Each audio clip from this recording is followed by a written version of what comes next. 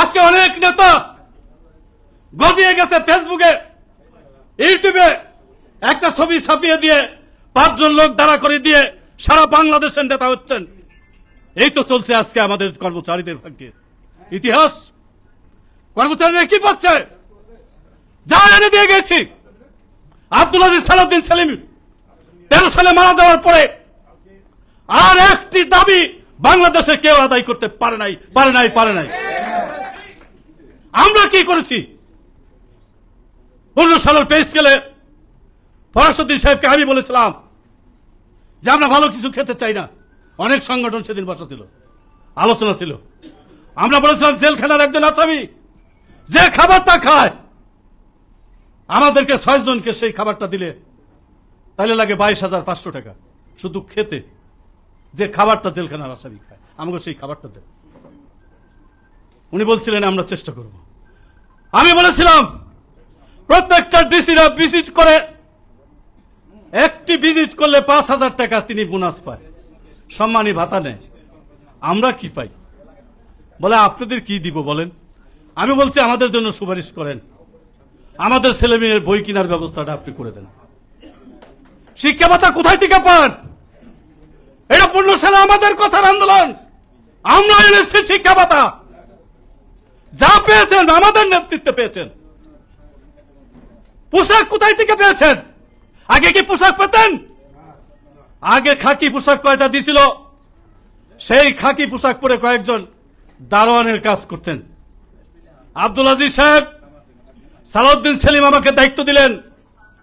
তৎকালীন সময় সালাউদ্দিন কাদের চৌধুরী স্বাস্থ্যমন্ত্রী ছিলেন, গণপূর্ত মন্ত্রী ছিলেন। আমাকে দায়িত্ব দিলেন পোশাক আপনি আনবেন। সালাউদ্দিন কাদের সাথে দরবার করলাম সারা বাংলাদেশে। সেই সময় 66 কোটি টাকা লাগে হিসাব করলেন। সচিব ছিলেন সৈয়দ আহমদ সাহেব। উনি বলে স্যার এটা সম্ভব না, আমরা 64,000 কোটি টাকা ওসিসি ফান্ডে দেই না। ঘুরতে ঘুরতে প্রেশান হয়ে গিয়েছিলাম। একদিন লিফটের মধ্যে, এর মধ্যে আবার একদিন আমাকে উনি বলেন হজ টিমে হজ আসছে, কয় কি হান্নান আপনি হজ টিমে যান গা। ওই যে জ্বালাই আমি, পোশাক দিতে হবে, প্রত্যেক দিন আমি তাকে জ্বালাতন করি। এই জন্য আমাকে বলে হজ টিমে যাবেন, একটা দরখাস্ত দেন। তা আমি দৌড়ায় যেয়ে একটা দরখাস্ত দিছি। আমি তার বুঝি নেই। পরে আমার সাথে সংস্থাপনের এডিশনাল সেক্রেটারি এমজি পাল সাহেবের খাতির ছিল, তারে বললাম স্যার এই ঘটনা। কয় কি এটা কেন করছে জানেন? আপনি ওই যে কর্মচারীদের পোশাক লইয়া লড়ালড়ি করতেছেন না, এটা যাতে আর না করা লাগে। আবার দৌড়াই আইসি, আইসা সরাসরি রুমে ঢুকছি। ঢুকে বলছে লিডার কি হয়েছে? আমি কয় হান্নান কি হইলো কি? আমি কই স্যার আমার দরখাস্তটা তাড়াতাড়ি দেন। কয় কি হয়েছে? মানুষ পায় না আর তুমি দিয়ে আবার নিয়ে যেতেছ, কি হয়েছে? আমি কই না স্যার, আমার পিঠের চামড়াও রাখবে না কর্মচারীরা। আমাকে দায়িত্ব দিছে, আপনি আমাদের পোশাক দিবেন, কথা দিচ্ছেন। সেই পোশাক না পাইলে আমার পিঠের চামড়া রাখবেন, আমার হজ লাগবে না, আমি আগে পোশাক তৈরি নিব। উঠাই নিয়ে আসলাম দরখাস্ত। কতদিন লড়লাম। একদিন লিফটের সামনে সৈয়দ আহমদ সাহেব সচিব, তার সাথে একজন মন্ত্রীর সাথে কত লোক থাকে। আমি বারান্দার মধ্যে চিল্লাচিল্লি করতেছি, উনি বাইরে বললেন এই হান্নান তুমি এত চিল্লাচিল্লি করো কেন? তুমি কয় হাজার ভোট পেয়ে নেতা হয়েছে বলো তো? আমাকে আপনি বলেন তো স্যার কয় হাজার ভোট পেয়ে মন্ত্রী হয়েছেন সবার সামনে? বলে কি আমি 2-2.5 লক্ষ ভোট পাই মন্ত্রী হয়েছি। আমি বললাম মাত্র 2.5 লক্ষ ভোট? আর আমি 12 লক্ষ লোকের ভোট পাইয়া নেতা হয়েছি। আমি 5 জন মন্ত্রীর ক্ষমতা রাখি। আমি সেই হান্নান। আপনাদের কি দেয় নাই? ঈদ বোনাসের সময় এসএস সাহেবের কাছে যখন গেলাম, আব্দুল আজিজ, আমি, সালাউদ্দিন সেলিম, আব্দুল মান্নান, অনেকে আমাদের সাথে ছিলেন। মজুমদার সাহেব ছিলেন কিনা জানিয়েছেন মনে নাই আমার। সেদিন বলছিল এসএস সাহেব বলেন, ডিজিএফ এর প্রধান হামিদুর রহমান সাহেব ছিলেন, তিনি এসএস সাহেবকে ভিতরে দিয়ে বললেন আজিজ সাহেব আসছেন। সন্ধ্যা 7টায় ঢুকলাম, বললো আজিজ সাহেব আসছেন, কথা বলতে হবে স্যার, কারণ আন্দোলন চলছে আমাদের। উনি বলে সৈয়দ মহিউদ্দিন আসছে নাকি সচিবালয়? মহিউদ্দিনের নাম শুনছেন? বলে সৈয়দ মহিউদ্দিন আইছে? কয় না স্যার। কয় তাহলে আমি কথা বলবো না। তখন আজিজ সাহেব বললো ডিবি যিনি ছিলেন ডিবির প্রধান, এনএসআই প্রধান যিনি ছিলেন, ডিজিএফআই প্রধান যিনি ছিলেন, তারা বললেন স্যার এই লোককে খেপাইলে সমস্যা আছে। তখন ওনাদের কথা শুই না, এরশাদ সাহেব আসছে। আসার পরে এইভাবে বসলাম আমরা, এইভাবে রাউন্ড টেবিল বসার পরে আব্দুল আজিজ সাহেব বলছিল কি জানেন, যে আপনার দেশের রাষ্ট্রপতি আর আমি কর্মচারীদের রাষ্ট্রপতি, যদি আজকে ঈদ বোনাস আমাকে না দেন, আগামীকাল থেকে সারা বাংলাদেশ অচল করে দেব, পরিষ্কার ভাবে বলি আমি। এই কথা বলার সাহস কারো আছে না? সেটা হলো আব্দুল আজিজ। সেখানে ছিলেন সালাউদ্দিন সেলিম। আজকে কত নেতা গজায় গেছে, নাক দিয়ে দুধ গলে কর্মচারীদের নেতাগিরি করে, ফেসবুকে ছবি দেয় নেতা। কোন নেতা বিনা দায়ী করে দিয়েছে? 1973 সালের প্রথম স্কেলে আব্দুল আজিজ বলেছে, শেখ মুজিব বলেছে কি চান, বলছে কিচ্ছু চাই না, শুধু 10টা স্কেলে বেতন ঘোষণা করতে হবে। স্কেল 10 স্কেলে বেতন ঘোষণা করছে, মনে আছে? আব্দুল আজিজ বলছে আমার তো কর্মচারীরা তুলে বসে সারাদিন ডিউটি করতে পারবে না, অফিসার চেয়ারে বসবে, আমার 4th শ্রেণীরা তাছাড়া চেয়ারে বসবে। শেখ মুজিবুর রহমান সে দাবি মেনে নিয়েছে। বেগম খালেদা জিয়ার সময় দেশের প্রধানমন্ত্রী 2004-এ 5% আন্দোলন করেছিলাম, মনে আছে? মর্গ ভাতা চেয়েছিলাম, কি করেছিলাম? আমরা সিদ্ধান্ত নিলাম মর্গ ভাতা আমাদের যাই দিক, আমরা বেতনের বেসিকের সাথে অ্যাড করতে হবে। তার মানে কি 5% যদি আমরা আলোচনায় যাওয়ার পরে মান্নান ভূঁইয়া ছিলেন, ব্যারিস্টার আমিনুল ইসলাম ছিলেন, তরিকুল ইসলাম সাহেব ছিলেন মন্ত্রী, আমাদেরকে বুঝালেন, আমরা বুঝাইলাম, বুঝানোর পরে 5% দিলেন। সাইফুর রহমান অর্থমন্ত্রী ছিলেন, সাইদুজ্জামান অর্থ সচিব ছিলেন। ওই যে ইব্রাহিম ভাই বলে গেছে যে রাজাকার কইয়া স্লোগান দিতাম, সেই সাইদুজ্জামানের বিরুদ্ধে স্লোগান দিয়েছিলাম যে সাইদুজ্জামান রাজাকার, তাড়াতাড়ি বাংলা ছাড়। তার মানে সে রাজি না। তখন আমাদের সাথে বসলো, বসার পরে আলোচনা হয়ে 5% আমাদেরকে দিল। তাহলে বেসিকের সাথে 5% হলে 15%-এর উপরে যায়। আমি শুধু বলছিলাম সেদিন, মাননীয় মহাসচিব, আপনি বিএনপির মহাসচিব, বেগম খালেদা জিয়াকে ক্ষমতায় নেবেন, বিএনপি ক্ষমতায় যাবেন, আমরা 12 লক্ষ কর্মচারী, যদি আর 5টা টাকা বাড়িয়ে দেন, 5টা টাকার বিনিময়ে 3 কোটি ভোট পাবেন, নিশ্চিত থাকেন। এই কথা শুনে তরিকুল ইসলাম সাহেব তো বুঝতে পারে নাই 5% দিলে কত পার্সেন্ট হয়। উনি কয়, আরে ভাই এটা কোনো ব্যাপার হইল, নেতায় কইছে এটা দিয়ে দেন। এখন তো মান্নান ভূঁইয়া জিবলা কামড় দিয়ে বসে আটকে গেছে। 3 মন্ত্রী স্বাক্ষর করলো 10%। 10%-এ কত পার্সেন্ট বেতন বৃদ্ধি পাইছিলাম আমরা?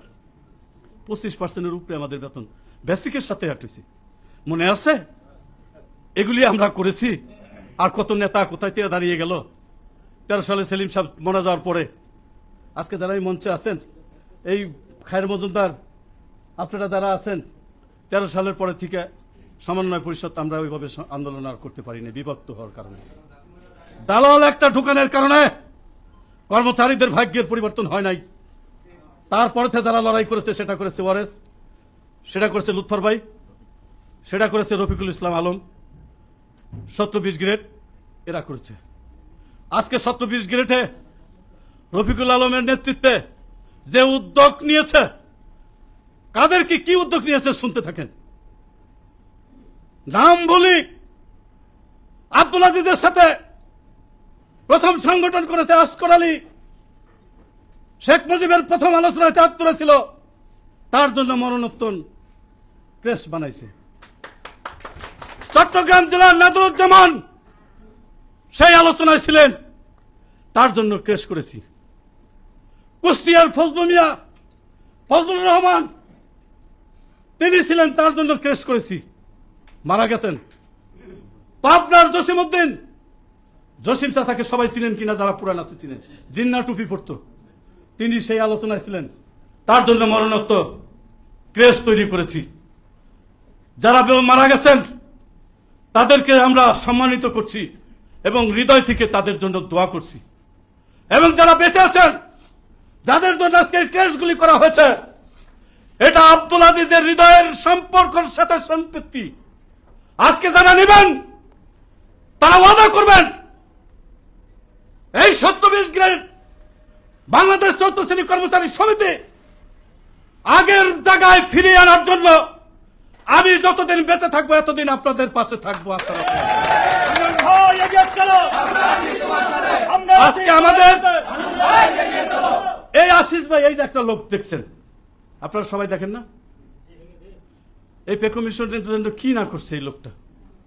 আরেকজন আছে আমাদের কি নাম না, মালিক ভাই, এই ওয়ারেস ভাই আর লুৎফর ভাইয়ের জন্য এই প্রচারটা হচ্ছে। এই পে কমিশন হইতো না, এটার অবদান হইল তাদের। যেদিন আপনারা অভিনন্দন জানিয়েছেন জাকির সাহেবকে, সেদিন আমি মনে মনে রাগ হয়েছি